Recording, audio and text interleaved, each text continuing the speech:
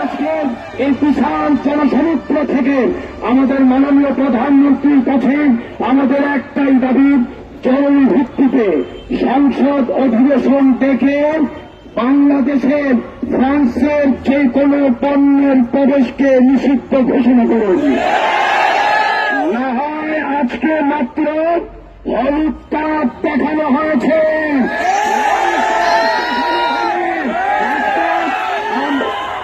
তবে আজকের এই জায়গায় আমাদের এই বিশাল জনসমুদ্র থেকে মাননীয় প্রধানমন্ত্রীর কাছে আরেকটা প্রাণের দাবি, সংসদ অধিবেশন থেকে রাষ্ট্রীয়ভাবে ফ্রান্সের বিরুদ্ধে নিন্দা প্রস্তাব পাশ করতে হবে।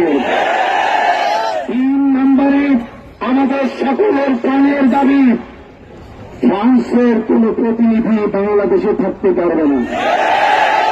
আর যদি ঘটা করে বাংলাদেশের মুসলমানদের বুক চিরে ফ্রান্সের এই নাস্তিক মুক্তাত্রা থাকতে হয়, আমাদের 16 কোটি 17 কোটি মুসলমানদের রক্ত ঝরবে, কিন্তু ফ্রান্সের দূতাবাস বাংলাদেশে ঠাল হতে দেবে না। সেজন্য আমি আপনাদের সকলের কাছ থেকে জানতে চাই, ওয়াদা নিতে চাই, আমাদের বাংলাদেশের শীর্ষ মুরব্বীরা ফ্রান্সের বিরুদ্ধে জেহাদের ঘোষণা দিলে, যে কোনো কর্মসূচির ঘোষণা দিলে আজকের চেয়ে বৃহৎ আকারে রাস্তায় নামার জন্য প্রস্তুত আসিত। সুতরাং আগামী সোমবারে সকাল 11টায়, আগামী সোমবার সকাল 11টায় হেফাজতে ইসলাম ঢাকা মহানগরের উদ্যোগে বাইতুল মুকাররমের উত্তর ঘেটে সমাবেশ হবে, ইমানি সমাবেশ।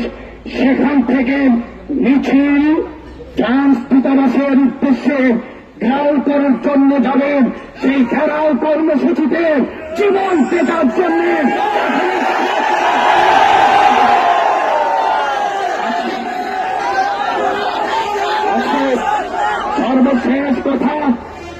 সর্বশেষ কথা আজকে আমরা এই জায়গায় সমবেত হয়েছি, সরকারকে জানায় দিতে চাই, আমরা ময়দানে নেমেছি, আমাদের দিলের মধ্যে রক্তক্ষরণ হচ্ছে, সেটা সরকার দেখতেছেন, বিশ্ব মিডিয়া দেখতেছেন।